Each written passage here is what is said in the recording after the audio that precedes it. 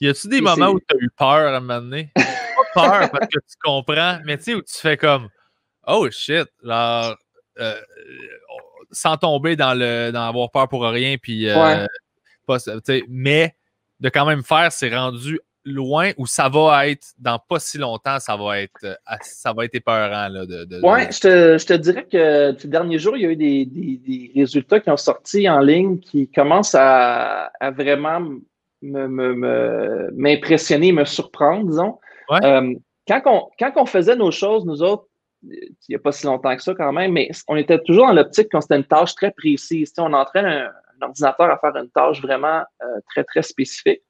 Puis, c'est un peu la faiblesse de l'intelligence artificielle pour la plupart des exemples, c'est que, je vais donner un exemple très rapide, là. Tu as commencé à parler à, je ne sais pas quel âge, là, peut-être après une couple d'années. 3-4, je pense. Ouais, peut-être même avant. Tu sais, papa, maman, mais après ça, tu fais des phrases, mais tu as essentiellement appris en écoutant tes parents se parler, en écoutant les gens se parler. Mais nous, les systèmes qu'on fait en ce moment, on les entraîne avec, mettons, 20 000, 30 000 heures d'audio pour être capable d'arriver à des résultats qui ressemblent à ce qu'un enfant de 3 ans pourrait faire. Okay. Mais quand tu y penses, toi, de 0 à 3 ans, tu n'as pas été exposé à 30 000 heures d'audio. Il fallait que tu manges, tu dormes, tu faisais souvent des activités qui n'avaient pas de stimuli. J'aurais pas pu te donner de chiffres, en fait. Je sais pas. Ouais. Mais c'est beaucoup, là, si tu calcules, là, ça veut dire qu'il faut que tu sois comme non-stop en train d'écouter, puis que quelqu'un, puis pas juste en train d'écouter, mais que quelqu'un te dise, ben ça veut dire ça, donc qui te pointe, là. 30 000 heures d'écoute, d'analyse. Fait que notre cerveau ne fonctionne pas de même. C'est pas comme ça que parce qu'on apprend des choses de façon très, très rapide. Puis, par exemple, je te montre une photo d'un animal, je t'en montre 2, 3. Après ça, tu vas voir l'animal dans vrai, tu vas le reconnaître. Un système de reconnaissance d'image, il va falloir que j'en montre des milliers de photos avec tous différents angles, différents éclairages. Fait il y a quelque chose dans notre cerveau qui se passe parce qu'il y a des concepts plus généraux qu'on est capable d'apprendre. Après ça, on est capable d'adapter ces concepts-là à partir de quelques exemples pour comprendre de nouveaux éléments.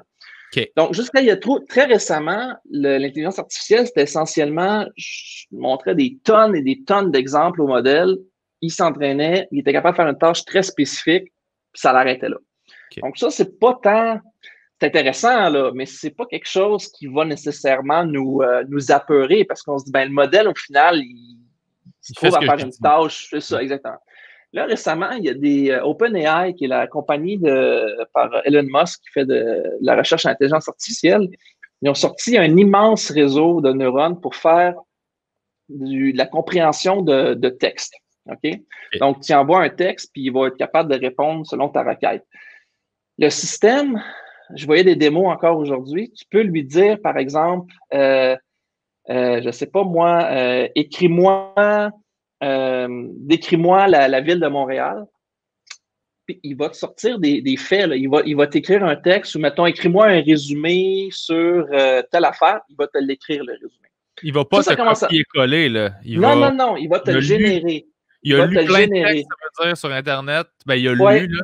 Il a analysé, il a compris que c'était ça. Y a-tu quelqu'un qui était là puis qui disait ou c'est... C'est juste...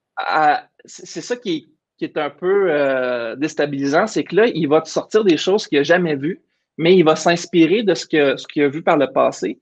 Et là, ce qui est vraiment spécifique, c'est que maintenant qu'il y a cette espèce de gros modèle-là d'entraîner, il peut apprendre des choses nouvelles, mais il a besoin de montrer quelques exemples.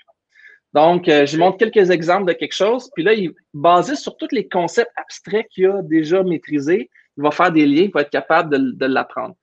Ça, c'est next level. Ça s'en vient vraiment. Puis, juste pour apprécier à quel point c'est quelque chose ça prend des proportions là, complètement folles, c'est 175 milliards de paramètres, qui ont été entraînés pour ce réseau-là.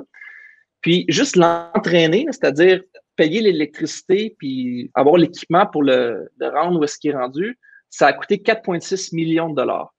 Fait que ça te donne une idée comment c'est fou. Là. On est rendu dans des proportions qu'on n'avait jamais vues avant. Et ça, est-ce que c'est parce qu'on a les ordis qu'on a en ce moment, puis mais la journée où il y a une nouvelle technologie qui est développée, c'est là que ces coûts-là seraient réduits, j'imagine. Ben, tu sais, je te dirais qu'en ce moment, ce qui fait qu'on est rendu là, c'est un heureux mélange de plusieurs choses. OK. Les ordinateurs qui sont rendus assez puissants, les mathématiques qu'on a développées dans les dernières années, la recherche que les chercheurs ont fait qui a permis d'avoir des nouvelles méthodes, et puis l'accès aux données avec Internet.